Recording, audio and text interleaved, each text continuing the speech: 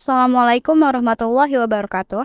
Today we will talk about test tube baby atau bayi tabung. Sebelum itu, izinkan saya memperkenalkan guru pembimbing dan anggota dari kelompok BL atau Birth Lovers.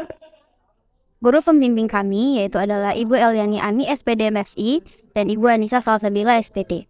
Nama anggota kami yang pertama adalah Ananda Gevira, Aranisa Putri, Azizul Hakim, Denayun Nurfadia, dan Lupni Firul Adiesta. Selanjutnya yaitu adalah table of contents atau daftar isi. Jadi materi yang akan kami bahas yang pertama itu adalah definition, yang kedua itu adalah process, dan ketiga adalah positif dan negatif impacts atau dampak positif dan negatif dari bayi tabung. Selanjutnya adalah the definition of test tube baby.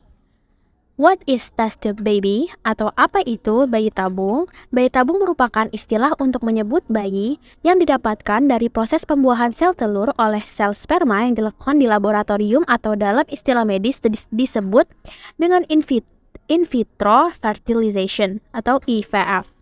Proses bayi tabung atau pembuahan ini menciptakan embrio-embrio calon bayi. Nantinya, dari semua embrio tersebut akan dipilih yang paling berkualitas untuk ditransfer ke dalam rahim agar bisa tumbuh dan berkembang. Beralih ke definition of test tube baby according to expert atau definisi bayi tabung berdasarkan para ahli. Yang pertama itu berdasarkan pendapat dari Jacques Cohen.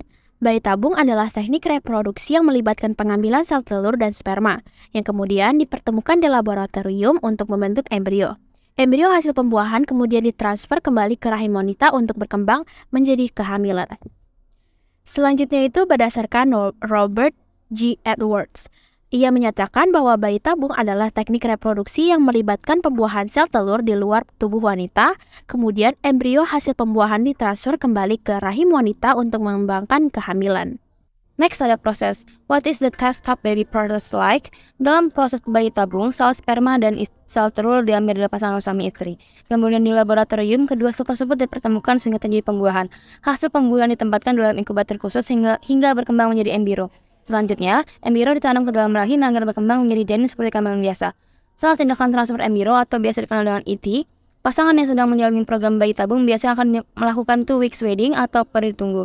Pada saat peri tunggu tersebut, hal-hal yang dilakukan oleh calon ibu yaitu pilih makanan yang bergizi, konsumsi asam folat, hindari aktivitas seksual dan olahraga. Selanjutnya, yang ketiga atau yang terakhir ada positive and negative impacts. Di sini ada 3 contoh dari positive impacts. Yang pertama, memiliki peluang mendapatkan anak kembar.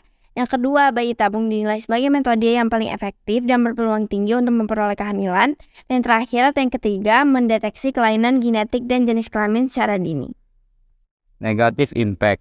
Resiko yang diakibatkan oleh obat-obatan yang digunakan selama proses menstimulasi ovarium ini bisa mengakibatkan terjadinya sindrom hiperstimulasi ovarium. Dan yang kedua, resiko keguguran. Dan yang terakhir, penggunaan jarum aspirasi untuk mengambil sel telur mungkin dapat menyebabkan pendarahan, infeksi atau kerusakan pada usus, kantung kemih, atau pembuluh darah.